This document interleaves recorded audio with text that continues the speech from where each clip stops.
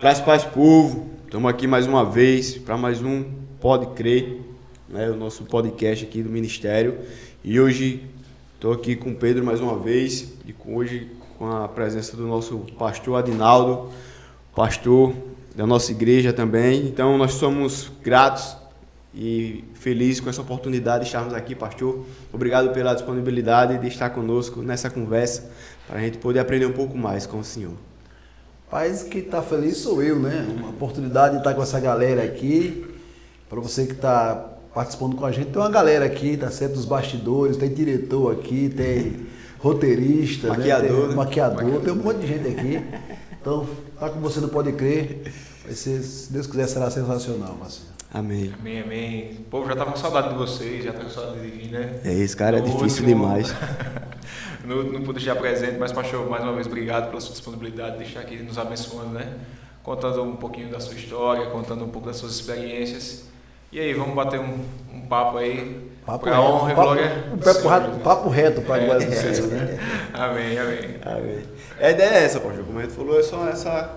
Então, para conhecer um pouco mais do pastor Adinaldo Matias, a gente queria saber um pouco mais do senhor. Eu vi que muitas vezes as pessoas que tem muita gente mais nova na igreja, ou a galera mais antiga também já conhece, mas não conhece tanto. Eu acho difícil isso, mas a gente queria ouvir do senhor quem é o Adinaldo Matias, como começou essa caminhada com Cristo, da onde vem, com quantos anos, como foi que o senhor teve esse privilégio, esse rico privilégio de conhecer a Cristo e estar nele até hoje, né? Para mim, assim, foi sensacional essa chegada para o Evangelho, porque primeiro servir a Deus é um privilégio, né, Marcinho? Deus escolher a gente, sabe, Pedro? É fantástico, né? Você saber que um dia Jesus morreu por você e Ele alcançou você. Então, para mim, eu cheguei na igreja com 9 anos, uma família desestruturada, difícil, tinha um pai alcoólatra, né? Então, foi muito difícil porque... apesar do meu pai ser um grande profissional, e geralmente os grandes profissionais muitos deles têm dificuldade nessa área do álcool, por exemplo, né? Um vício. Então o vício, especialmente o vício, ele maltrata muito. Então, quando eu cheguei na igreja com meu irmão, e a minha irmã também, né? Eu tinha 9 anos de idade, nós fomos para a igreja a convite do irmão Fernando Góes, de saudosa memória. O senhor já foi para a nossa igreja? Já fui para a Igreja Batista, né? O irmão Fernando Góes, que era pai do pastor Pedro Góes hoje, né? Então ele nos convidou. Nós fomos para a série de conferências. Naquela época, em 79, era uma coisa assim muito importante para a vida da igreja, chamada série de conferências de aniversário da igreja. Então, todo mês de setembro nós tínhamos essa chamada série de conferências de aniversário. E aí sempre vinha um pastor batista nosso, e na época que estava aqui o pastor Eli Fernandes. Eli Fernandes esteve aqui, se eu não estou enganado, ele era de Recife, estava em Recife, pregou. E aí minha mãe foi à frente, não lembro se foi um domingo à noite, ela foi à frente, e aí nós ficamos puxando na roupa dela e fomos também. Né? Ela foi, a gente puxou na roupa dela e fomos à frente também. Então de lá para cá nós estamos na igreja já, hoje eu tenho 51 anos, então já tenho aí um bocado de tempo na estrada, mas o Evangelho vai transformando a gente, né?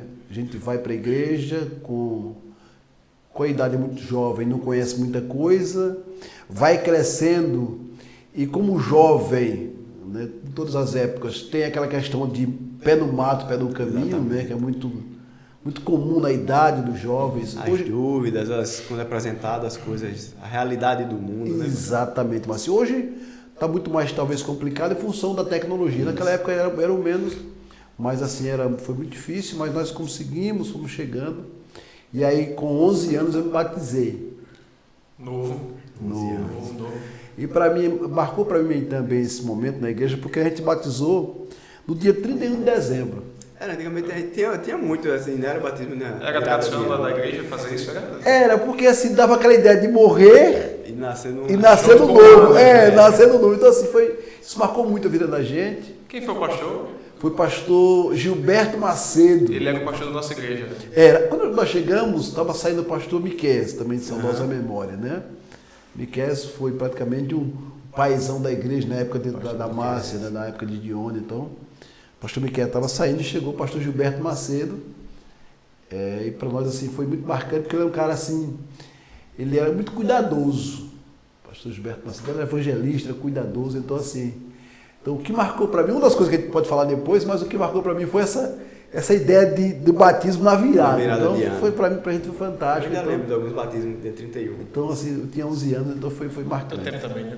Eu lembro, para você que está nos ouvindo, o Marcinho é mais novo, viu? Mas aí já viu. Tá. Não aparenta tanto não, será que ele participou do meu batismo? Não é possível não, né? Eu não duvido que não. A casa tá me acabando. Mas é. E aí, no caso, foi com 11 anos, o senhor se batizou, o pastor Gilberto, ainda lá na nossa igreja. E os seus irmãos também estavam... Foi nesse mesmo período? Eu lembro que eu e meu irmão e minha mãe, né? A minha irmã era mais nova, mas era menor. Então, eu, minha mãe e meu irmão foi no mesmo batismo, no 31. Então, foi assim, extraordinário pra gente. Já lá naquele mesmo batistério, mesmo batistério, aquele prédiozinho ali. E para alguns pode ser novidade, né? Mas o seu irmão que a gente fala é o irmão Aguinaldo, é o Neno Magrelo, é verdade. É irmão do pastor Aguinaldo, né? Isso. Mas pastor, e a gente sabe que o pastor Adinaldo, ele, antes de ser pastor Adinaldo, todo mundo conhecia o Adinaldo, ele servia em vários ministérios da nossa igreja, né? Eu lembro desde novo, ver o pastor servindo em tudo praticamente, né? Dos jovens, em tudo, o senhor sempre foi muito envolvido nisso. E foi desde esse engajamento, foi desde o início mesmo, da sua caminhada, talvez por conta do pastor Gilberto esse cuidado, que ele tinha mais de se aproximar mais, ou o senhor foi mais realmente com o tempo, depois de jovem, que você começou a se engajar mais nas coisas realmente assim, da igreja. Acho que a gente sabe que quando a gente é criança, a nossa mentalidade é um pouco diferente, né? Mas como o senhor foi batizado logo cedo, queria ver como foi essa experiência lá na nossa igreja, desde o batismo. Essa pergunta é pertinente, pastor, porque, tipo, como eu sempre cito, no meu caso, né? Eu passei 2 anos no banco, sentado no último banco da igreja, não participava de nada, né? Então é meio que natural, às vezes a gente ir aos poucos, né? No meu caso, assim, a coisa vai acontecendo, sabe, Pedro? Você, no seu caso, demorou um pouco mais, mas as coisas vão acontecendo. Você vem, eu estava conversando agora há pouco com Sarinha, né? A gente vai sempre conversando, e aí nós tínhamos um grupo muito bom naquela época. A gente passou já com 9, depois de 10, 11 anos, fomos para os juniores. E era um time muito bom. Nós tínhamos também na época os embaixadores do rei. E os embaixadores do rei, Pedro, tem a sua liderança. E os embaixadores eram envolvidos, por exemplo, a gente vai lavar essa sala, então aquela galera, aquela pivetada todinha, lavar as salas, aquelas janelas, integrando já a meninada nessa coisa. Então a gente foi já passando por essas fases. Foi um tempo muito bom, porque a gente não queimou etapas, nós fomos passando por cada fase, vivenciando cada fase, e tivemos assim um apoio muito grande. Eu tive o privilégio de ser eu, Adilson Góes, o Olegária, tudo na mesma época mais ou menos. Tivemos professores muito bons da escola dominical, nós tínhamos escola dominical muito forte naquela época. E nós tínhamos a classe dos meninos e das meninas, né? Porque a estrutura nossa era diferente na nossa igreja. Hoje, a época, tinha umas salas separadas. E aí então, tinha muito menino e muita menina, então não cabia na salinha que era... Aquela secretaria hoje era uma das salas dos juniores. Então, aí a gente teve assim, muito essa questão dos embaixadores. Eu me recordo que, e foi um tempo que marcou também, nós somos já pivetão aí, 12, 13 anos, tinha os irmãos, o irmão Adelmo Góes nos levou para um trabalho com os índios. E foi a nossa primeira experiência que eu fui, nessa época era uma caminhonete que ele tinha. Deve ter essa caminhonete ainda. Ele tem a caminhonete. E nós fomos para lá e chegamos lá, os índios não deixou a gente entrar. Os índios têm essas coisas, né? Então na época a gente voltou. Mas assim, uma experiência que marcou, porque foi o primeiro momento nosso, como fora da igreja. Como adolescente, né? Como juniores, quase adolescentes. Então a gente foi para lá domingo à tarde, porque domingo à tarde a gente fazia muito isso. Eu me recordo que nós íamos para a EBD de manhã, e aí quando faltava alguns dos nossos irmãos de manhã, a gente ia à tarde na casa dele. Aquela ideia de um violãozinho, a gente ia lá. Uma falta você já fazia isso? A gente porque era muito aquela questão da modernidade. Então, a gente ia com o violãozinho, aí, por exemplo, Massinho faltou, a gente ia na casa de Massinho, E na casa de Marcinho, se tivesse um outro, a gente ia com Marcinho na casa do outro. Uma coisa que ajudava muito também no passado era que o culto era 19h30, né? Então isso ajudava muito. Então, hoje você é 18 e assim, tem que sair da célula hoje. já correndo. Mas assim, também eram poucos visitas, né? Não se alongava tanto. Eu cantava uma musicazinha e puxava o cara, arrastava. Então são momentos assim interessantes. Nessa idade aí de adolescente, de juniores para adolescente. Ô pastor, então falando um pouco assim desse ministério que o senhor passou, teve algum assim que marcou, assim, olha, eu gostei de servir nesse. Por exemplo, assim, eu tenho certeza que como o senhor falou, o senhor não pulou etapas, então o senhor passou juniores, adolescentes, jovens, passou por louvor também, que eu lembro, né? Quando eu estava chegando na igreja, que a gente começou a trabalhar no jovem, o senhor ia muito com a gente também pelos evangelismos, que eu lembro lá em Poeiras, nunca vou esquecer, né? Eita, em Poeiras é longe, né? Então, assim, teve algum ministério que marcou assim, rapaz, SC, JC, Vida Vitoriosa. Isso aí são eventos, mas o ministério, se tem algum ministério que o senhor passou, que disse, não, esse marcou a minha vida? Pedro, eu não tenho assim, porque a coisa foi acontecendo assim, de forma que eu não percebia isso. Eu lembro que nós fomos, eu e Val Artes, ficamos sem líder de jovem, né? E aí nós tivemos César, né? César e Regiane foram nossos professores. Inclusive, a gente aprendeu muito com César e Regiane, o Marcinho conhece. Ele aplicou para nós na classe aquele livro lá, Em Seus Passos, o que faria Jesus. Então, a gente passou muito tempo com César. E aí, faltou liderança para os jovens. E aí, eu não tinha muita experiência com jovem, né? E aí, ficamos eu e Val Artes. Val tocava bateria e a gente ficava cantando. Só tinha bateria e a boca, né? Não tinha outro instrumento na época. E aí foi uma coisa que marcou pra gente, porque foi experiência nova, né?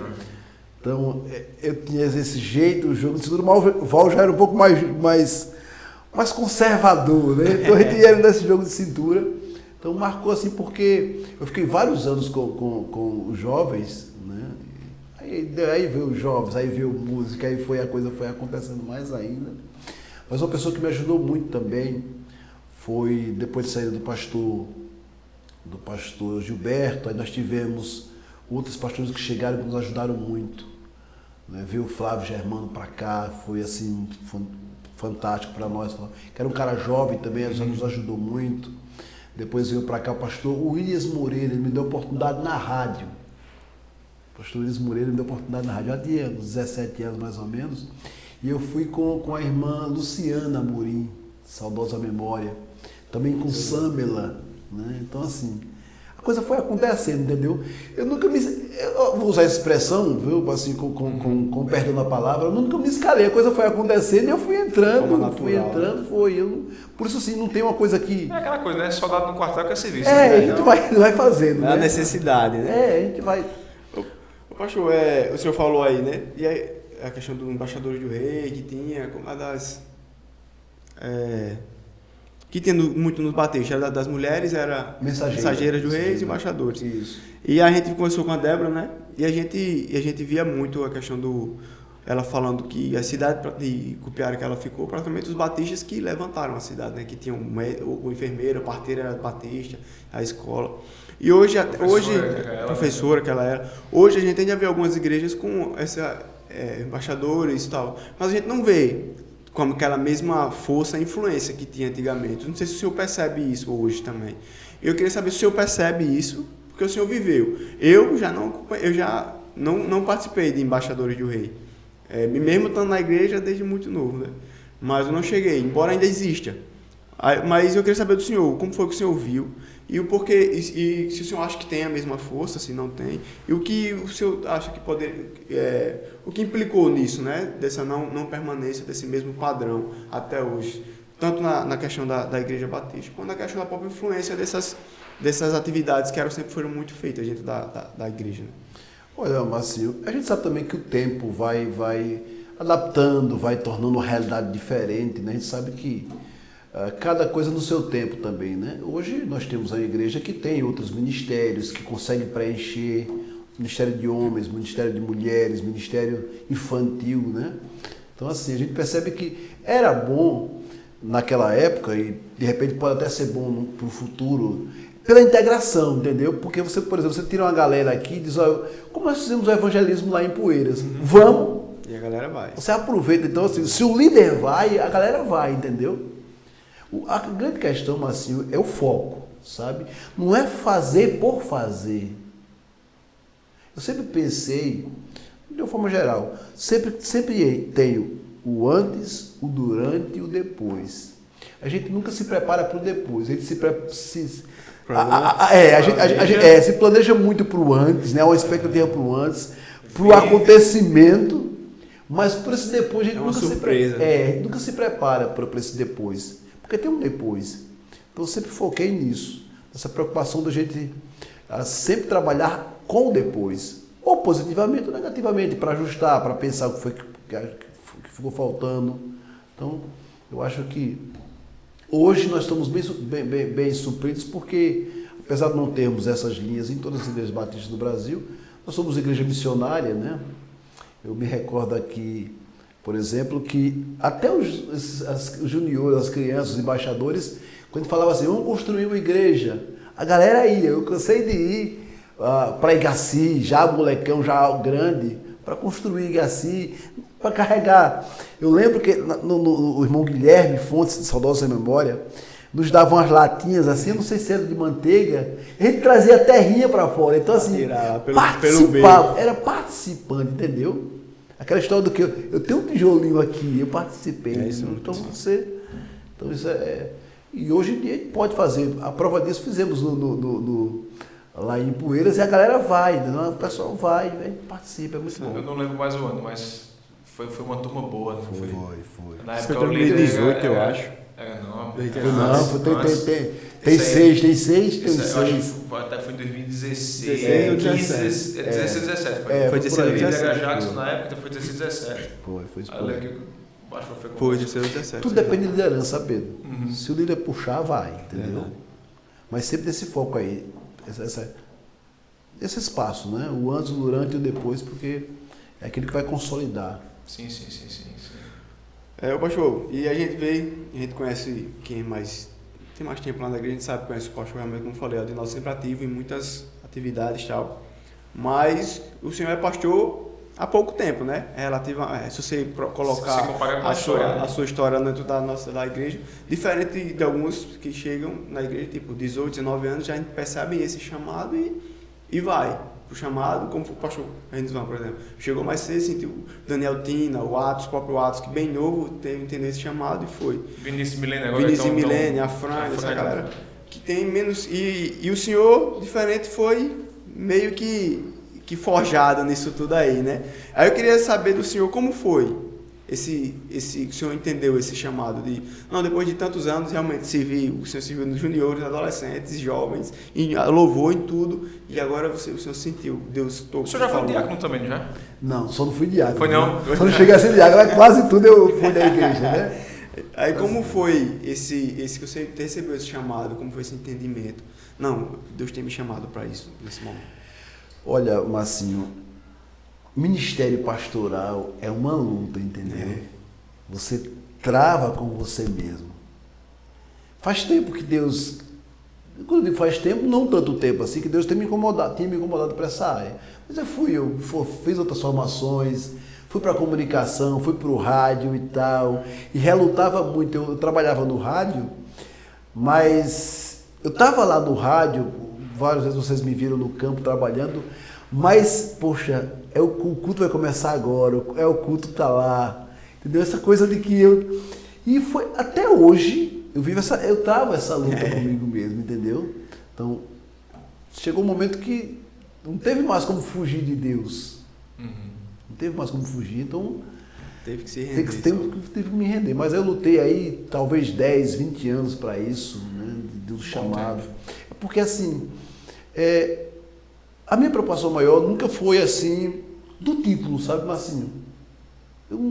Sinceramente, eu digo para vocês, Deus, com pureza da alma aqui. Não, eu tenho certeza disso. O título para mim é subjetivo, entendeu? O desejo maior do meu coração é servir. Amém. Sabe, é servir, cara. E às vezes eu me atropelo no serviço, porque eu lembro que, isso tem uns 20 anos mais ou menos, eu disse para um irmão da igreja lá, Eu estou à sua disposição a qualquer hora do dia ou da noite. É quando for umas 2 da manhã, a pessoa bate na porta. Houve um falecimento na minha casa. Aí a gente acorda 2 da manhã, vai cuidar, vai deixar tudo pronto, para 5 horas da manhã tá tudo pronto. Quer dizer, ministério é isso, sabe, cara? Eu faço, não sei, Deus me impulsiona a fazer, eu faço sem perceber, sem sentir, entendeu? E às vezes tipo, como o senhor falou, a gente pensa no antes, no durante, talvez de pensar tanto no depois, talvez de viver tanto na igreja e ver com tantos pastores e ver tantas histórias, né? Talvez isso também tenha favorecido na relutância, porque quando a gente vê muita gente que vai ao seminário, são pessoas que tiveram conhecimento, que se converteram já um pouco mais maduros, já entenderam isso. Mas o senhor, desde muito cedo, talvez isso, não sei se isso pode ter influenciado nessa sua decisão, até que ponto isso pode ter influenciado. De ver as dificuldades realmente do campo missionário, de ver realmente as dificuldades que um pastor ele enfrenta, né, o compromisso, o quão grande é. Isso também pode ter influenciado nesse retardo desse sim, né? Certamente, irmão, assim. Porque nós vivenciamos assim várias situações com ministérios pastorais da nossa igreja, por exemplo. Então a gente percebia, né? Porque o pastor é aquele que é o primeiro que chega, é o último que sai, que tem os seus problemas segundo plano. E ainda tem os dos outros para cuidar também, entendeu? Tem uma família para cuidar, mas tem um irmão que precisa ser cuidado, entendeu? Então assim, por isso essa relutância, porque você entre aspas, muitas vezes se anula em detrimento de estar com o irmão. Eu sempre, a vida me ensinou isso também. Tem hora que precisa chorar com o seu irmão. Verdade. É isso que eu ia pegar esse gancho agora também, pastor. E também fazer uma pergunta ao senhor, né? Tá um pouco fora do nosso roteiro, mas eu bato a curiosidade. Glória a Deus. Primeiro, assim, uma qualidade sua que eu admiro muito. Muito, muito. Pode perguntar a quem, os mais próximos de mim, que o senhor é um pastor que visita, que vai. Pode perguntar a qualquer irmão que precisou, eu nunca ouvi dizer que o pastor Adinaldo se negou a estar lá presente, seja um momento difícil, seja para conversar, seja para aconselhar. Nunca ouvi falar isso do senhor. Mas pensando justamente isso, assim, no antes, no durante e no depois. Hoje, o pastor Adinaldo, o que é que o pastor Adinaldo pensa para a sua vida pastoral? O senhor se preparou para o antes, relutou quanto ao antes. O senhor está vivendo o início do durante. Mas o senhor ora para o depois. Por exemplo, o senhor tem o desejo do seu coração de, por exemplo, assim, se for da vontade de Deus, o senhor ser o pastor, presidente daquele lugar, daquela congregação, ou o senhor diz, não, onde Deus me colocar está bom? Há um texto em Provérbios 20, 24 que diz assim, Pedro, eu me agarro muito nele. Os passos do homem são dirigidos pelo Senhor. Como é que ele vai entender o seu caminho? Então, assim, eu estou nas mãos de Deus, entendeu? Hoje sou funcionário público, trabalho hoje, entendeu?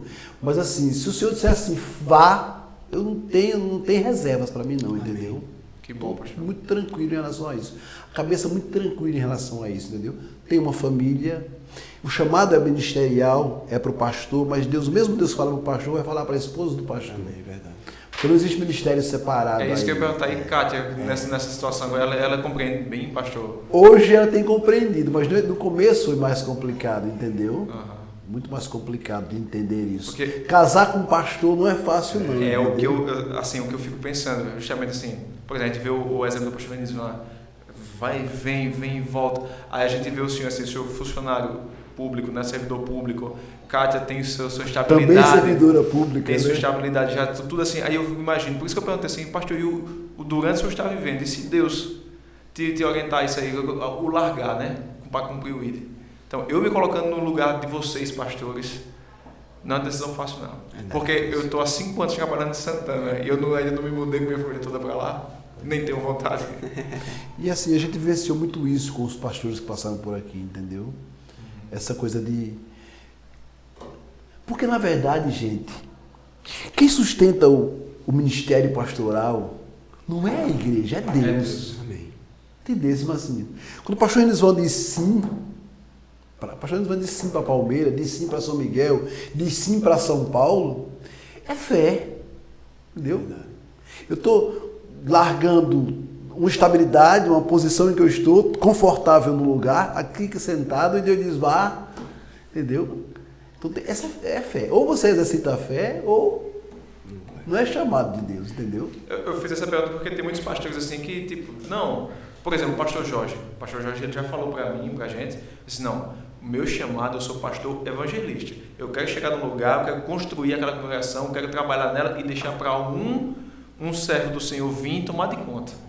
Esse foi assim comigo que eu fiz lá no Cabaceiras, eu estou fazendo, fiz a estrela agora, e Deus quando me mandar para outro lugar, eu vou construir, vou deixar. Entendeu, pastor? Por isso eu tive essa curiosidade do Senhor. Mas que bom que o senhor tem o coração aberto, né, para o que Deus mandar para o Senhor. Glória a Deus por isso. E uma coisa que o pastor Renzo falou foi que o chamado pastoral é reconhecido primeiro na igreja, né? E assim, como o Pedro falou, o senhor sempre foi um cara muito servidor, né, nessas questões, e a gente não tem dúvida disso. Então, desde quando a gente pegou o ministério lá atrás, ainda com o Jacques, depois a gente assumiu, o senhor sempre esteve realmente com a gente meio que começando, voltando ali o ministério. Eu, particularmente, foi uma experiência nova, né?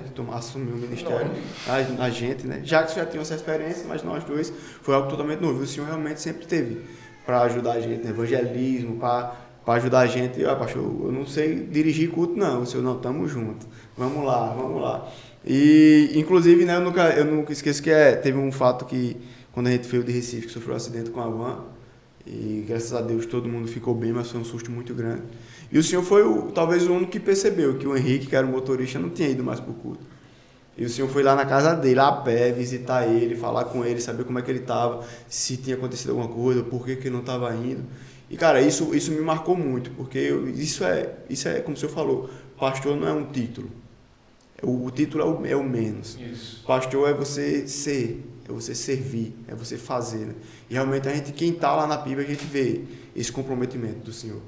A gente vê que realmente o Senhor se importa com as pessoas, que o Senhor muitas vezes coloca, né, daqui para a igreja, daqui no Senhor, lá no Sabiá, onde Henrique mora, irmão, na Canela é longe, velho.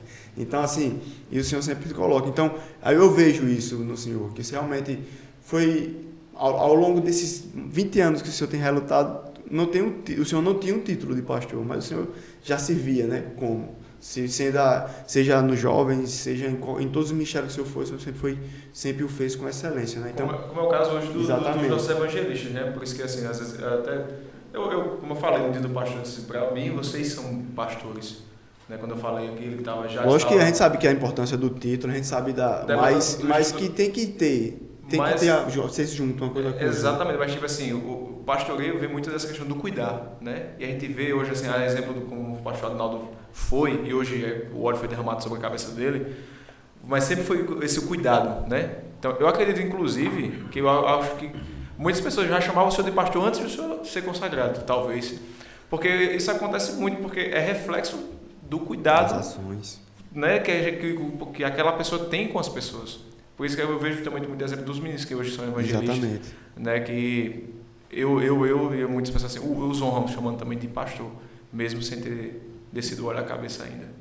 E esse cuidado, né, que é o principal, assim, que eu vejo com a função de pastor, porque às vezes, lógico que o púlpito é extremamente importante, a pregação, o ensino da palavra, mas para um pastor o lidar com vidas, o cuidado é fundamental. E o senhor aprendeu isso desde o pastor Gilberto, né? Então, sim.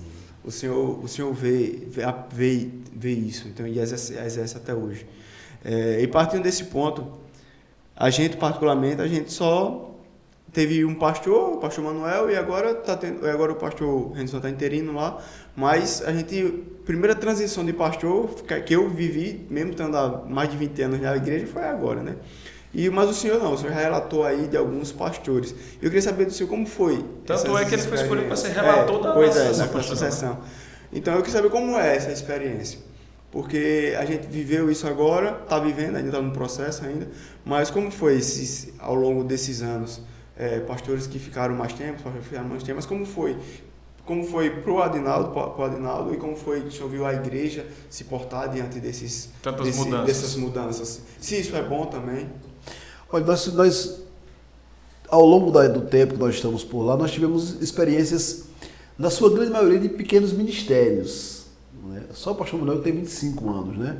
Nós tivemos ministérios pequenos, como o do próprio Gilberto Macedo, pastor Gilberto foi um ministério pequeno, Flávio também, Williams Moreira, Joás também foi um cara fenomenal, o pastor Joás foi uma pessoa que abençoou muito a igreja à época. Então, assim, foram ministérios pequenos. Então, assim, quando a gente estava começando o ministério, o pastor já ia embora. Então, mas tem algum motivo especial, pastor? Ou era motivos diversos? Motivos diversos, né? Motivos diversos. Por exemplo, o caso de Flávio Germano, por exemplo, ele veio como seminarista para cá, foi pastor aqui, né? Mas aí tinha uma vida toda em Recife, aí se tornou professor do seminário, então para a comodidade dele, então ele voltou para Recife. Era mais viável estar lá. Outras dificuldades surgiram no ministério para outros pastores, porque a igreja também é uma família, né? Então, assim, toda família se arranha, tem dificuldades, né? Então é muito claro que toda família tem dificuldades, se arranha. E aí os ministérios às vezes não andava mais.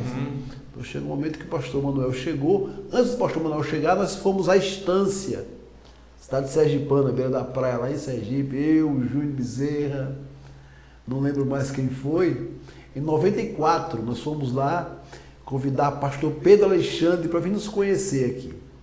Então, chegamos lá em Estância, conversamos com ele, e aí ele disse que não estava aberto a vir para cá.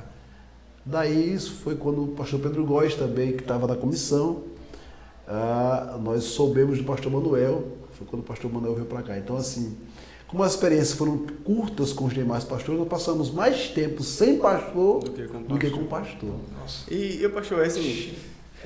Chegamos a passar 3 anos sem pastor. Não, mas é isso que como era a igreja 3 anos? Sim, uma liderança, pastor. Nós tínhamos gente muito boa no passado. Nós tínhamos o irmão João Pinheiro, rapaz. É meu tio. E Pedro. Um homem de coração grande, sabe? Ele é irmão do meu avô, né? Pronto, o irmão João Pinheiro tinha um Fusquinha na época que enchia o Fusquinha e parecia uma van. Parecia a Cleide, a caminhonete. A Cleide que você tinha. Para a gente fazer, nós tínhamos culto nos lares naquela época.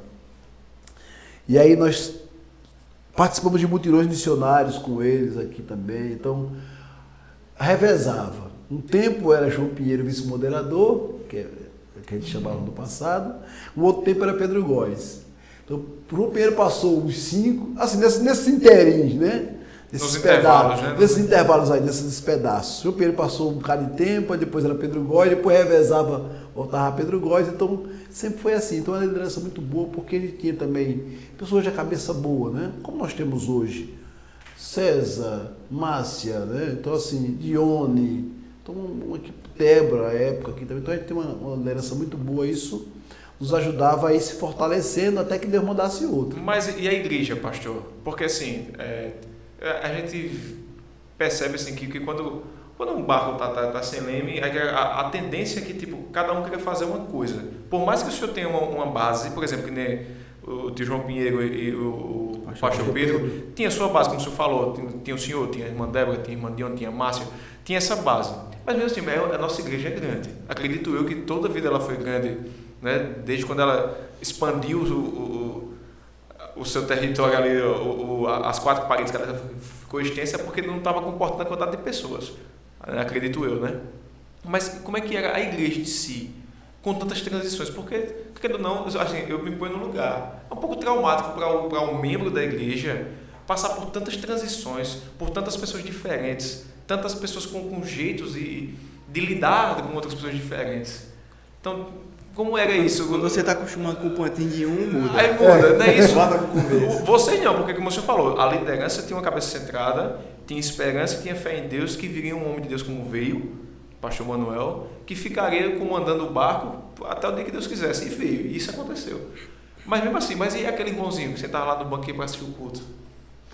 Pedrão, digo a você com sinceridade, como toda família tem dificuldades, mas a gente assim nunca enfrentou nesses períodos aí.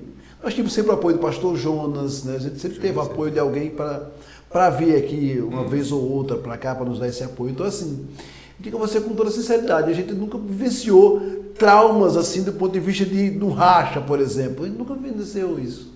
Nem baixa frequência em cultos. Sempre dessa média. Claro que quando muda. vai.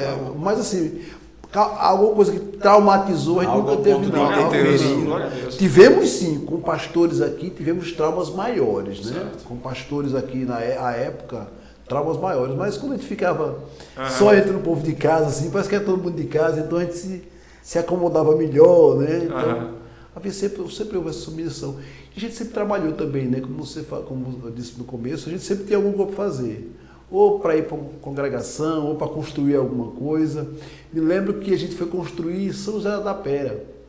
O irmão Samuel, avô de Heber, né? Então a gente começou a construir em Tapera e construímos um templo. Hoje tem 2 em Tapera, um ao lado do outro. Construímos, ele caiu umas paredes lá. Aí levamos Samuel, irmão Samuel, para construir lá. Construímos outro do lado. Agora construímos mesmo. Você botou um trator em cima, não derrubou, porque foi bem construído. Ou seja, você estava sempre ocupado, sempre fazendo alguma coisa. Então, traumas maiores a gente nunca teve não nessa época de ficar sem. E nesse processo, tipo, a gente viu, hoje a gente tem algumas facilidades, tipo, a gente quer conhecer um pastor, a gente bota lá no YouTube, você vai ter a pregação, você vai ter uma noção da igreja do cara, você vai ter uma visão bem mais ampla, né, da realidade da pessoa, você consegue por rede social, você consegue ter uma base, uma noção. Mas antigamente, como era? Você não tinha. Como era que você chegava ao nome de um pastor que, não, é o pastor que pode dar certo na nossa igreja, por isso? Como é que vocês tinham, como é que isso chegava a vocês? Não, então o pastor pode ser que dê certo.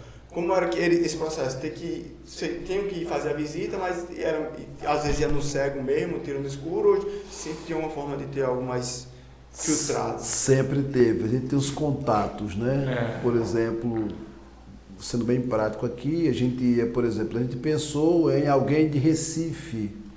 Como nós tínhamos um seminário em Recife, ia por Maceió conhecia algum pastor de Maceió, conhecia algum pastor de Recife, esses contatos sempre houveram. Naquela época já tinha um telefone já tinha um de ficha, por exemplo, né? Então sempre havia esses contatos. E até hoje ainda há, viu, Marcinho? Até hoje ainda há. Por mais que você conheça, mas eu digo para Pedro, você conhece. E é aquela coisa que o pastor João nos disse, do sigilo, né? Sim. Entendeu? A ética, Pedro, você, né? Aquela ética que em todas as profissões e esse contato ter, né? ainda é extremamente importante nos dias de hoje. Né? Mesmo tendo outras ferramentas. Isso. Mas no caso você dizia, não, vamos ver em Recife, em Pernambuco, se tem alguém, aí entra em contato. Dentro do nosso perfil, dentro da nossa realidade. Então, naquela época também, Marcinho, a coisa era mais, eu diria assim, mais restrita, né? Hoje em dia há muitos ministérios, naquela época a gente era um pouco mais, eu diria assim, mais conservador, né? Então a gente sempre procurava dentro daquela nossa linhagem mesmo, aquela ideia de batista. Então a gente sempre procurava por Maceió. É uma linha mais tradicional, né, pastor? Isso. O pastor Manuel chegou, já aí a coisa foi andando mais, já vieram encontro de jovens, encontro que era uma realidade que nós não tínhamos aqui, então foi sendo implementado, Vida Vitoriosa, e foi implementando. E como foi essa mudança, pastor? Assim, uma curiosidade, o senhor que vivenciou isso, como é que foi essa mudança? Porque todo mundo fala, né?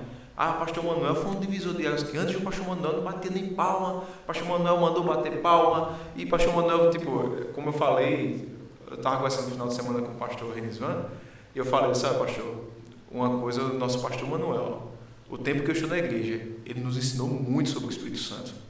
Muito, Muita né? gente que é um pouco, que já acompanhou o pastor Manuel mais de perto. Quando o pastor Manuel chegou, eu tinha uns 5, 6 anos. Mas a galera que já era um pouco mais madura que eu, eles falam que realmente sobre o Espírito Santo, eles ouviram falar mais realmente, tudo o que sabem veio da parte do pastor Manuel. Neila, por exemplo, foi um exemplo que já nos falou isso, né? Assim, o pastor Manuel teve essa ruptura, né? Aí, como é que foi essa transição para a igreja, pastor? Como foi que a igreja viu isso? Claro que toda mudança causa um certo trauma, né, Pedro? Mas o pastor tem algumas características que nos impressionam muito, pastor. Além de ser profissional psicólogo, né? Pastor Manuel, você está falando isso? Mestre, né? Pastor mestre. Soube aguardar o tempo certo para agir. Né? Foi muito assim, muito ponderado nas suas decisões, mas é aquilo que nós falamos desde o começo. Quando o líder quando Deus direciona um líder, tudo começa por aí. Se você não está naquela visão da liderança, por que insistir? Né? Então, assim, eu percebo que não é mais para mim. Então, hoje tem vários ministérios que você pode se está mais bem adaptado, entendeu? Então, assim, o pastor Manuel foi muito sábio, a gente louva a Deus porque foi um mestre, profissional como psicólogo, mas um homem que foi muito guiado por Deus. A igreja vinha dos problemas dessa dificuldade de não ter pastores, por várias situações, né, por vários problemas que aconteceram também no passado. Então, assim, o pastor Manuel veio como resposta de Deus para a igreja naquele momento. Nós precisávamos daquela resposta de Deus. Então, assim, para mim foi... Eu acho que a igreja entendeu isso desde o começo. E eu acho que isso fez toda a diferença, né? Fez entender que se era a resposta da oração, então a igreja entenderia o que Deus estava fazendo através dele, né? Eu creio que pode ter... Isso também ajudou no trabalho, nessa transição. Porque, assim, no reino de Deus, minha gente, você que está ouvindo a gente também, é pela oração, é a dependência de Deus. Na força do braço a gente não consegue, não vai, entendeu? Você entender que Deus está direcionando para isso aqui, o líder, Deus me direcionou para isso aqui, o líder bota a estrada na cabeça, vai à frente. Depois que passa o primeiro, passa porque assim, é um direcionamento de Deus. Eu fico lembrando, quando eu falo de liderança, assim, eu fico lembrando lá de Atos, quando os discípulos estavam lá pregando e tal. Aí eu não lembro agora quem foi, disse, não, deixa esse povo para lá. Se for de Deus, permanece. Se não for, porque teve aqui um Teudas que conseguiu juntar muita gente, mas não deu certo. Então, assim, quando Deus direciona e o líder entende isso, a questão toda está em ouvir, sabe? Entender que aquilo é de Deus para o discernimento. A gente às vezes não é nem ouvir, a gente ouve um monte de coisa, o negócio a gente ouvir realmente o que se é a nossa vontade, ou se é a voz de Deus, entendeu? Isso é como aquela passagem lá, né, quando Jesus encontra Pedro e Jesus diz, Pedro, joga a rede de novo. Pedro faz, mestre, eu passei a noite toda pescando, mas sobre a tua palavra eu lançarei. Isso. E ali foi a melhor pescaria da história, né? Então a gente vê que é sobre a palavra. Quando a gente entende quem falou, a gente tem essa convicção, a gente se move naquilo, Deus ele vai abrindo portas, vai provendo e vai, entendeu? Pastor, mas assim, a gente falando do pastor Manuel, saudoso pastor Manuel, que a gente tem muito amor por ele, né? Mas a gente viu que o senhor... a gente vê, né? Que o senhor é muito ligado ao pastor Manuel. O senhor foi uma pessoa que sempre esteve muito perto dele, assim. Como foi para o pastor Adinaldo a saída do pastor Manuel? Olha, como eu vivi praticamente todo o ministério do pastor Manuel ao lado dele, né? Desde que ele chegou aqui, eu não diria que foi traumática, Pedro, porque assim, a gente percebia já que a condição física dele já não era... O que a gente percebeu? Que a gente iria, entre aspas, perder um pouco daquela sapiência dele, entendeu? Daquela sapiência dele. Então, assim, isso... E muita gente que chegou no final, na reta final dele, não conheceu esse lado do pastor Manuel, né? Dessa sabedoria, a forma com que ele lidava com as coisas, devido às suas algumas restrições, né? Isso. Então, assim, o que não diria preocupou, mas o que nos deixou assim um pouco mais impactados foi justamente isso. Então, ia faltar aquela sapiência, aquela forma de lidar, de tratar, né? Mas assim, a gente foi se preparando. No meu caso, eu já fui me preparando porque a gente foi vendo, né, a coisa acontecendo, a gente vai se preparando para essa ruptura, né? Quando deixou de ser... Eu perguntei isso porque no meu coração, para mim, assim, meu maior medo, eu tinha medo quando o pastor Manuel, acho que ele anunciou uns 2 anos e meio, 3 anos antes de se apresentar, que tal data se aposentadoria, né? Se afastaria do ministério e viria aos cultos apenas como membro da igreja. Ele sempre falava, né? Mas todo domingo ele dizia, olha, não quero interferir no processo, ele sempre falava isso. E o meu maior medo era que, tipo assim, meu Deus, e se não vier um homem como o pastor Manuel para cá? É por isso que eu fiz a pergunta a vocês, como é que foi essa transição, né? Mas é aquela coisa, né? Quem faz é Deus, quem faz a obra é o Senhor, né? Tudo é de Deus, né? Como ouvimos domingo isso, tudo é para Ele, tudo é de Deus. Quando a gente deixa o Senhor guiar a gente, então pode ficar tranquilo. Eu nunca tive essa dificuldade, eu nunca perdi sono por causa da igreja. Amém. Nunca. Porque Deus está no controle. Nunca perdi o sono por causa da igreja, nunca tive dificuldade. Sempre dependendo do Senhor, a gente vai agindo, entendeu? Ô pastor, e vendo o que o senhor viveu nesses momentos, o que o senhor acha que é realmente para a igreja, para o senhor, um ministério curto ou com um ministério mais longo, como foi o pastor Manuel? Porque aí nós temos alguns extremos, né? Nós temos ministério de 1 ano, alguns ministérios de 1 ano, tem de 2 meses. meses, e nós temos 25 anos de ministério. Então, dentro disso tudo, o que é que o senhor vê de... Lógico que tudo há lados positivos, se é que há, ou negativos, mas como é que o pastor Arnaldo vê essa situação? Você prefere, dentro disso, acha mais vantagens um ministério curtos, porque talvez rodando, sei lá, gere mais comunhão na igreja, gera uma igreja mais unida, não sei, ou um ministério mais duradouro, porque consegue amadurecer mais, consegue levar mais, trazer mais para perto? Como é que o pastor vê essas realidades, né? Como pastor, eu vou responder assim, sabe? Tanto a igreja como o líder precisam perceber, porque o Espírito Santo fala na hora de parar. Verdade. Tanto o pastor como a Então, igreja. independente do tempo. O Senhor fala quando é hora de parar. Fala para o líder e mostra à igreja também isso.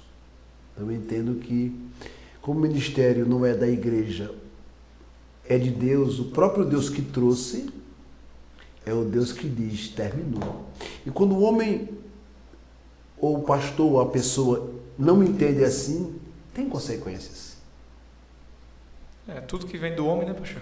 Por isso que eu entendo que, não vou dizer que você é maior ou menor, eu prefiro dizer que o mesmo Deus que traz é o Deus que diz, Tá bom. terminou. Glória a Deus. É isso aí, pastor. Pastor, mas aí, o senhor, como homem que tem aí a igreja há um tempo, né? Vamos dizer assim, longo, né? Esse tempo todo assim. Como é que o senhor enxerga a PIB antes? Como é que o senhor está enxergando a PIB agora? E quais as suas expectativas para a PIB daqui a algum tempo? Da forma que o senhor vê, que tem visto a evolução, como é que o senhor vê a PIB daqui a um curto, médio e longo prazo? Né? Eu vejo a PIB de Palmeira dos Índios como um celeiro de servos de Deus. Amém. Veja a minha expressão que eu vou dizer agora. A Bíblia diz que não despreze o dia das coisas pequenas. Eu não quero viver de nostalgia. Eu quero deixar que Deus continue abençoando e como ela tem sido e foi ao longo desses 80 e poucos anos. O Deus que sustentou ela esse tempo todo, é o Deus que vai continuar abençoando, fazendo-a prosperar, fazendo-a crescer e usando o ministério do pastor Renisvan para a glória de Deus. Amém. Se o ministério do pastor Renisvan continuar como está, debaixo da direção do Senhor, dele, meu, nosso, nós vamos estar no caminho certo. Onde vamos chegar, só Deus sabe. O nosso a Nova Jerusalém, Não, no sentido de que, entendeu? No sentido de que, entendeu? É descansar. Amém. É trabalhar, deixa Deus fazer. Deus vai fazer essa igreja crescer muito mais. Pedro, nós temos 80 e tantos anos, estamos aí firmes e fortes. Passamos por tantas lutas, tantas tempestades, né? Passaremos ainda lá na frente. Tantas outras, né? Eu levando tempestade, só um parênteses aí do assunto. O senhor lembra daquelas reuniões difíceis que a gente tinha do Conselho de Obreiros que eu chegava para o seu pastor? Estou preocupado, pastor. Eu estou na administração, pastor, e se faltar isso? E uma coisa que o senhor sempre falava para mim, Pedro, descanse.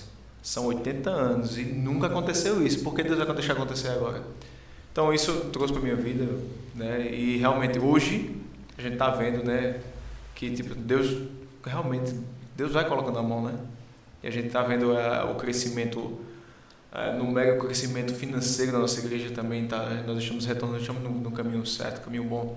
Pastor, humanamente falando, né? Humanamente falando assim, é uma pergunta que a gente fez a Débora Dion, né? Que como é que o senhor vê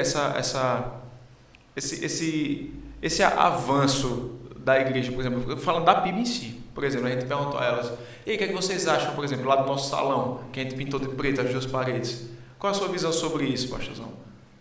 Aí também a questão das músicas, né? Que a gente também tocou nesse assunto com o pastor Renisvan, tocamos esse assunto com o Alegado. Porque, tipo, lá antigamente, a Débora tocava até sanfona, antigamente tinha, a gente não pegou, mas não tinha bateria, não tinha nada disso. A gente vê que realmente essas coisas têm chegado, né? Cada vez mais forte, né? Então, como é que essa questão, só corroborando com a pergunta que o Pedro está fazendo, né? Como é que o senhor vê essa mudança. E também a questão também eu falo também do louvor, porque é uma coisa que a gente está inserido. E tipo assim, nós... E sempre tem essas conversas. Tipo, é importante a gente saber também das opiniões dos pastores, né? Sobre do pastor Enisvan, a gente também perguntou no senhor, justamente por isso, por exemplo, os jovens, o senhor pode perceber que quando a gente está à frente do louvor, a gente tem a gente pega uma forma... É de jovem, o jovem é jovem. Não é questão de jovem, né? É assim, né? Discordando do senhor, mas a gente pega uns louvores mais atuais, com uma pegada mais livre, né? Aquela adoração bem mais... Não? Livre solto. O jovem é para isso, entendeu? Mas como é que você enxerga isso tudo?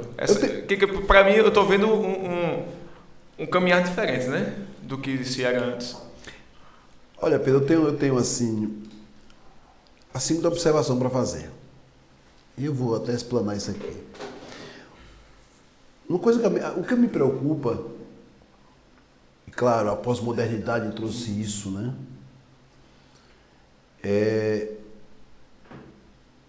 Eu diria... Deixa eu procurar aqui uma expressão melhor. Deixa eu procurar uma expressão melhor. A minha preocupação é criar ambientes. Entendi. A minha maior preocupação é eu precisar criar um ambiente para Deus agir. Esse é entendeu? Mas eu quero concluir falando da questão do ambiente. Eu não preciso criar um ambiente para Deus agir. Esse é um ponto. Mas se é para a glória de Deus, e Deus conhece o seu coração, o coração do Massinho, o coração da igreja, fazei tudo para a glória de Deus. Se é para a glória de Deus, por isso que o próprio João Batista vai dizer que ele cresça e que eu diminua. Amém. Se é melhor para a mídia, digo você com pureza de alma, eu, pastor Adinaldo, hoje não consigo entender ainda, hoje. Pode ser que amanhã, porque assim, eu sempre fui mais animado a coisa, né?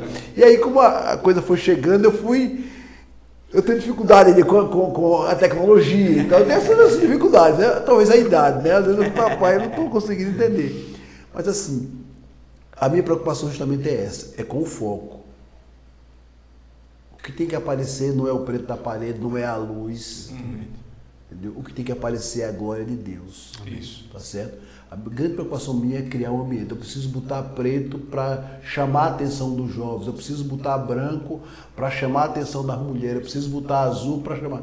Quem chama a atenção da gente é o Espírito Santo, entendeu? Quem move a gente é o Espírito Santo. Não é o branco, o preto, o azul, nem o amarelo.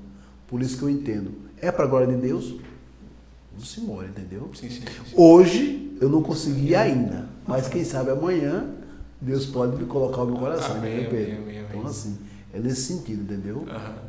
É porque há os dois lados, né? Quando a gente fala do preto, por exemplo, que é uma coisa muito mais polêmica para o meio, principalmente o meio batista, né? Mais tradicional, é uma coisa que às vezes pode chocar e pode escandalizar. Eu sou contra a escandalização de qualquer irmão, porque a gente não pode servir de pedra de tropeço para ninguém. Isso. Mas em contrapartida, eu vejo que também assim, concordo com o senhor, a gente não precisa criar nada para atrair ninguém. Mas outra parte a gente vê, por exemplo, o preto ele é bom para acústica, o fosco, né, é bom para acústica, mas muitas pessoas não entendem isso, né?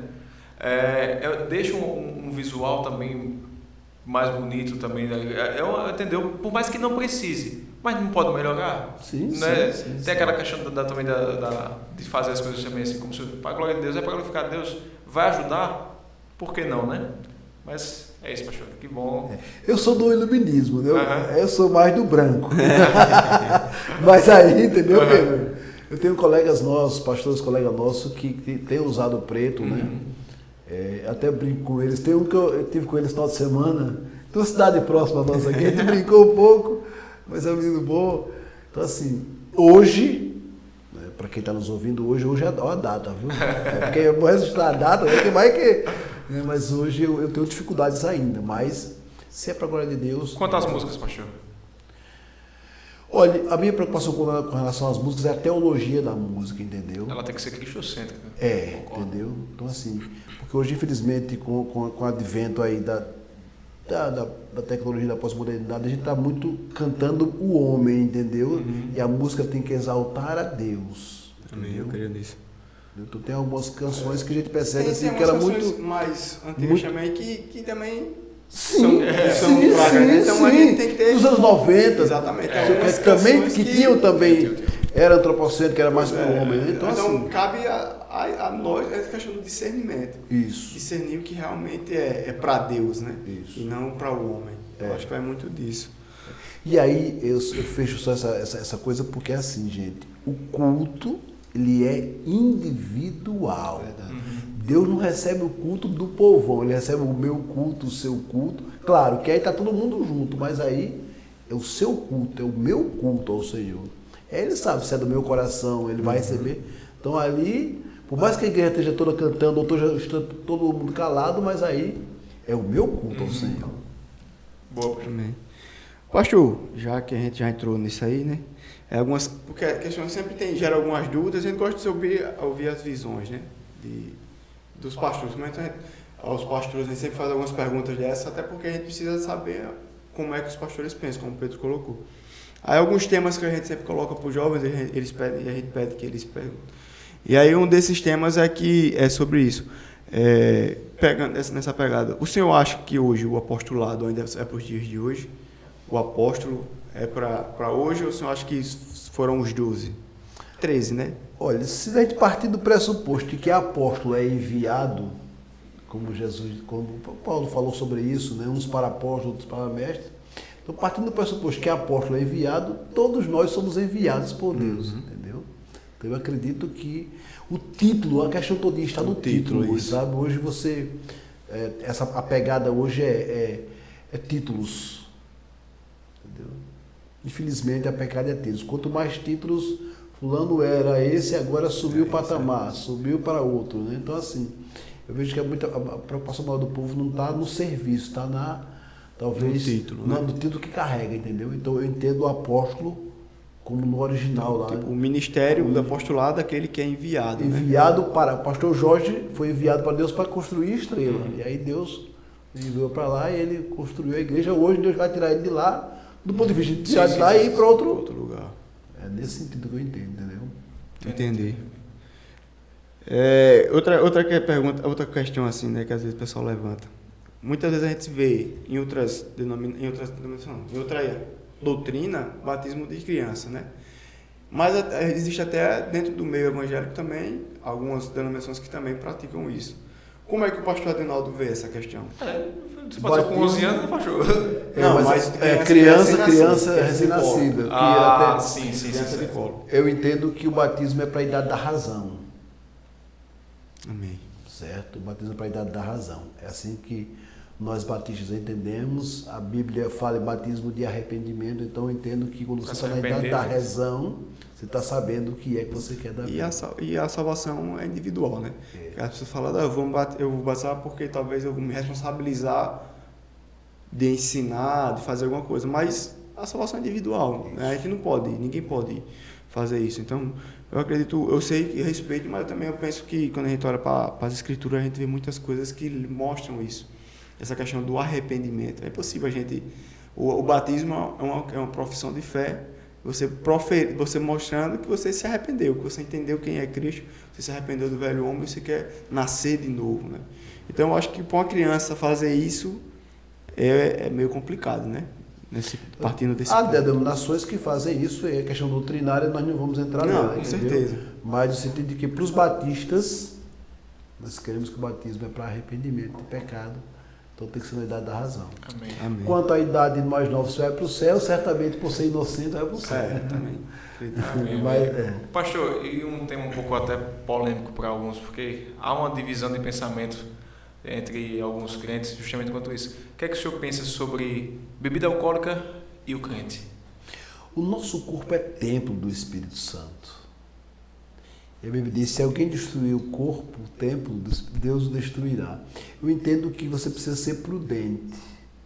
E a prudência nos leva a entender, pela palavra de Deus, que o nosso corpo é templo do Espírito Santo. Portanto, tudo que prejudica o teu corpo, não glorifica a Deus. É porque muitos se apegam àquela palavra, né? Assim, beber não é pecado, mas evita o primeiro gole. Aí fica nessa discussão. O que não pode é se embriagar, o pecado é embriagar. A gente vê muito isso. Eu, particularmente, sou contra. Né? Perfeito. Eu particularmente. Está escrito, né? E a Bíblia fala, quer comais, quer bebais, ou fazes qualquer outra coisa, ou fazer tudo para a glória de Deus. Uma vez eu estava não com os amigos, né? Eu tenho muitos amigos de fora da igreja. E aí os caras perguntam, não sei o que, tal, por que a gente não bebe, tal, não sei o que, porque não deixa, porque a Bíblia não deixa, porque o pastor não deixa. Eu respondi com uma pergunta. Eu digo, se eu estivesse bebendo aqui hoje, você ia estar dizendo o quê? Olha o crente, olha o irmão. Qual era o testemunho? A primeira coisa que você ia fazer era apontar o dedo. Então, é exatamente isso. Por mais que exista uma corrente teológica que diga, não, o pecado é embriaguez. Mas, irmão, se a gente está sentado, se a gente está em algum canto e a gente está dando mau testemunho, a gente está servindo de pedra de tropeço, se a gente está fazendo com que algum dos pequenos, né, se percam, a Bíblia fala que é o mesmo que a gente está amarrar uma pedra no pescoço e lançar da ponta. Então, eu acredito muito nisso também. Por mais que você pode defender, provar na teologia que realmente a embriaguez que é pecado, mas no nosso contexto de igreja, no nosso contexto de Brasil, no nosso contexto, eu não, se não é para a glória de Deus, não. É a questão cultural, em alguns países acontece isso, é questão. Mas é como nós somos brasileiros, vamos. Dentro da nossa realidade. E mais um temazinho que a gente vai encaminhando para o fim já também. É o mesmo princípio da tatuagem, pastor? Sim. Antes não. Né? Você chegou já, mas depois disso, nós temos que ser marcado com o selo da promessa. É a marcação que a gente deve ter na vida. É porque muitos também se apegam àquele texto, né? Lá, só não pode tatuar nome de mortos. Mas... Eu acho que a única marca que a gente tem que ter é a marca de Cristo em nós. Entendeu? Por isso que Paulo vai dizer isso. Trago no meu corpo a marca. É a marca que a gente tem que ter, o testemunho de Cristo. Eu também. Para mim é o mesmo sentido. Se isso vai fazer meu irmão pecar, se isso vai fazer o meu irmão não algo mal a ele, que não faça. Porque o amor, sobretudo o amor, né? Porque muita gente quer transferir, sabe? É porque o irmão fez. É um negócio muito sério hoje. É porque o irmão fez. E aí? Ninguém é todo mundo, né? O irmão fez sim, e aí? A salvação Eu não estou dizendo que quem faz exatamente. Mas eu estou dizendo que eu acredito nisso. Se você gerar dúvida no seu irmão, se você gerar algo nele, eu acho que não é saudável. E a Bíblia fala que nós temos que amar os outros a esse ponto, de dar as nossas vidas, né, pelos outros, de colocar o nosso desejo em detrimento da vontade de Deus e aquilo que vai fazer para o nosso irmão. Paulo ensina muito bem isso, Paulo fala muito, e o próprio Jesus também fala sobre isso. Né? Em 30 segundos eu digo isso. Com esse advento das fake news, né, tem a questão da verdade. O que é verdade para mim não é verdade para você. Então, verdade. A única coisa que é verdade e que nós precisamos guardar como absoluto é a palavra de Deus. Se está no caminho, está na palavra, está escrito, então... Se você está em paz, né, com aquilo e não está fazendo nada com o irmão. Mas amém. Mas já partindo para o final, pastor, a gente vem encontrar os pastores aqui, a gente gosta de fazer um quadrozinho rápido, só para de forma dinâmica, que é o abençoa ou repreende, né? Mas fica à vontade também se eu quiser explanar o assunto. Não, mas aqui é bate-bola, é lá e cá. Então a gente vai dizer alguma coisa que o senhor vai dizer, que se o pastor Adinaldo abençoa esse tipo de prática, né, de atividade, ou repreende, não acha legal, não acha saudável, ou qualquer coisa do tipo. O primeiro deles é a teologia do coach, né, que é tão falada hoje, a teologia do coach, que a gente tem visto difundida aí, e muitas pessoas vivendo essas, absolvendo como esponja isso, né? Como é que o senhor vê, nesse caso, o senhor abençoa, o que é que o senhor pensa sobre isso? Com todo respeito aos profissionais, né, eu repreendo, sabe? Porque o homem nunca por si mesmo vai conseguir nada. Se não for a misericórdia de Deus na vida dele, ele não consegue. O coach diz que você vai alcançar, que você chega. É a misericórdia. Se não for o Senhor, com todo respeito ao profissional. Guardar o sábado, pastor. Nós guardamos como guarda o povo da igreja primitiva, o dia da ressurreição, o dia da vitória de Cristo. No primeiro dia da semana se reuniu o povo. Então nós guardamos o primeiro dia da semana. Claro, todos os dias é do Senhor. Mas a igreja, nós somos a igreja primitiva, nós somos a igreja do Novo Testamento. Amém. Outro ponto é essas comemorações que a gente vê de naturais, tipo o Natal, né? A gente sabe ou não tem certeza de que Jesus não nasceu no dia 25, mas a gente comemora ainda assim, né? E pegando esse gancho, o que é que o senhor pensa? E pegando esse gancho sobre alguns... Esse ano, todo ano tem isso, mas ano passado teve essa questão da galera dizendo se árvore de Natal, crente que monta árvore, crente que não monta árvore e fica aquele moído. Essas comemorações, o que é que o pastor pensa? O senhor abençoa? O senhor, crente que comemora o Natal, crente que monta a árvore de Natal, crente que faz essas... Eu abençoo, porque nós que somos crentes, não estamos preocupados com a data, estamos preocupados com aquele que nasceu para salvar a minha e a sua vida, entendeu? Então, se está glorificando a Deus, vamos embora. Amém. Mas o foco não é o comercial, não é o presente. O nosso presente maior é saber que Jesus nasceu. Claro que não foi de 25, né? Mas ele nasceu, morreu, entregou a sua vida por nós. Eu abençoo porque nós entendemos que o mais importante não é a data, é quem nasceu. Amém. Pastor, e música secular, tô falando de música, não é dessa nojeira que tem hoje em dia, música secular, música romântica, um MPB brasileiro, por exemplo. Fazem tudo para a glória de Deus. Se está se sentindo bem ouvindo, está glorificando a Deus, fique à vontade. E tem como glorificar a Deus com música? Aí,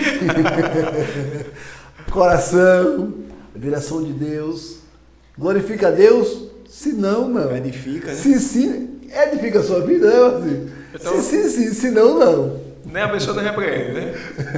Eu deixo para que você decida, né? O nosso parâmetro precisa ser a palavra de Deus. Amém. O que norteia o homem não é o que eu falo, não é o que você fala, mas é o que Deus fala para nós. Abençoa, edifica.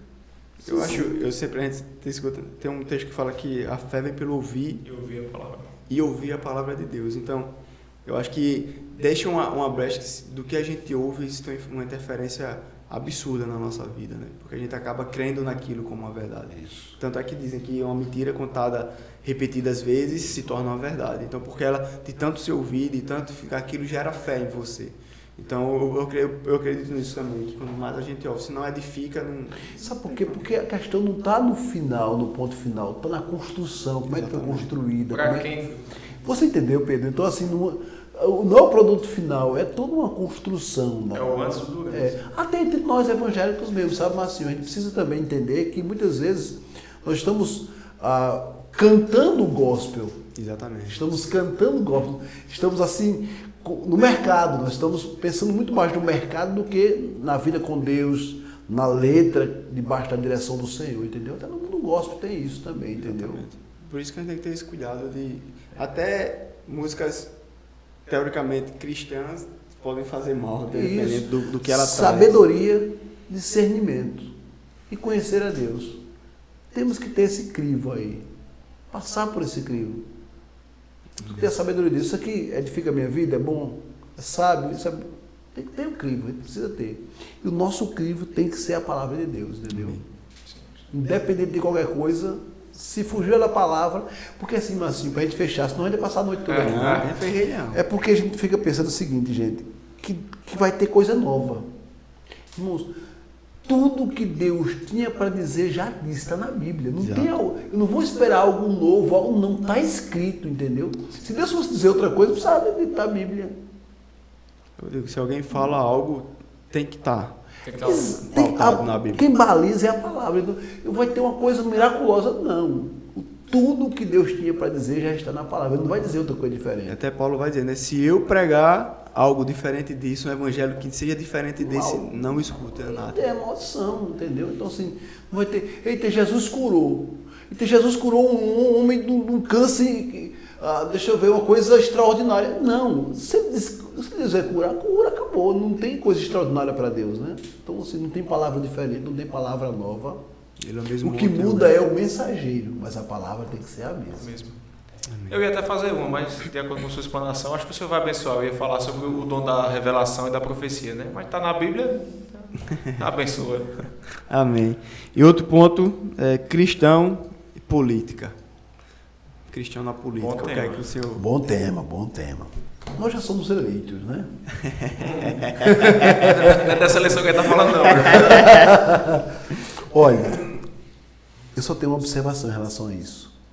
O sistema é bruto. Corrompe, pastor. Uma coisa é de fora, outra coisa é de dentro. Mas abençoa ou repreende? Eu vou abençoar se aquele político for direcionado por Deus para abençoar. Por quê? No tempo de Jesus tinha também políticos. Ele conviveu com Nicodemos, que era do Sinédrio, era senador. O próprio Zé da Arimateia não Zé era de um político, Arimateia, mas era um cara influente lá. entendeu? A questão todinha, Pedro, está na motivação. Se Deus, eu entendo o seguinte, se Deus chamou você para o ministério, é para o ministério. Deus chamou você para a política, é para a política. Mas o senhor acredita que o cristão tem seu papel e sua função dentro da política? Tem. Sempre tem. Nós somos, na história, nós precisamos disso. Os batistas, principalmente, assim, nesse lado de ter seu regimento, tudo isso sempre foi pautado nisso também. Isso. A gente entende, os batistas, há uma separação da igreja e do Estado, isso, né? Nós nos separamos do Estado. Mas por ser um sistema bruto, eu abençoo se você foi direcionado por Deus para aquilo. Então, o Cristo na política, mas nunca a política a igreja na política, sim, mas nunca a política na igreja. Porque assim, Marcinho, eu concluo com essa expressão. Independente do que está lá, o que tem para acontecer para a volta de Jesus vai acontecer. Mas vamos fazer uma lei, vai até uma lei que vai amanhã fechar as igrejas. Eu estando lá ou não, isso não vai diferenciar não, porque Jesus vai voltar e vai acontecer. E é Bíblia, né? É bíblico, entendeu? Claro que você precisa, algumas portas, de repente Deus pode usar, mas assim, o sistema é bruto. O sistema é mau, né? E corrompe. É corrompido e corrompível. Corrompe o entendeu? Então assim... Não sei se corrompível existe, né? A gente cria agora, entendeu? Se Deus te chamou para política, você vai ser político. Mas não dá para ser cochear entre botar Jesus para cá e para lá, não. Se Deus te chamou para cá, é para não se corromper. Ser cristão lá dentro. É para ser cristão lá dentro. Aí se você conseguir, se não, morra. Cristão é ser Cristo, né? É ser Cristo lá dentro. Pequenos Cristos. É. Se você não consegue, corra. Não? Então, pastor, fico feliz. Uma noite realmente muito abençoada. É muito bom ouvir essas histórias, ouvir esses relatos do Senhor, ouvir um pouco da nossa história como Batista, um pouco da nossa história como PIB, e ouvir do Senhor, né, que realmente sempre foi um homem que serviu, né, a obra. Então, onde esteve, sempre serviu. Então, a gente fica muito feliz pelo privilégio e a disponibilidade do Senhor, mais uma vez, ter dito sim para a gente, para as nossas programações, né, para as nossas... Era assim, quando a gente dizia, pastor, vamos para o evangelismo, bora. Pastor, precisa de uma direção para o culto, bora. Pastor, a gente precisa gravar um podcast com o Senhor, bora. E a gente é muito grato ao Senhor por isso, pelo sim do Senhor em todas essas situações, circunstâncias. Mas, já partindo para o fim, queria que o Senhor deixasse uma mensagem para aqueles que assistem a gente até agora, até o final.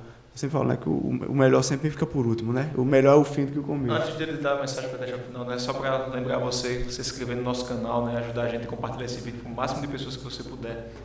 Né? Clica lá no gostei que já vai dar uma força grande para a gente.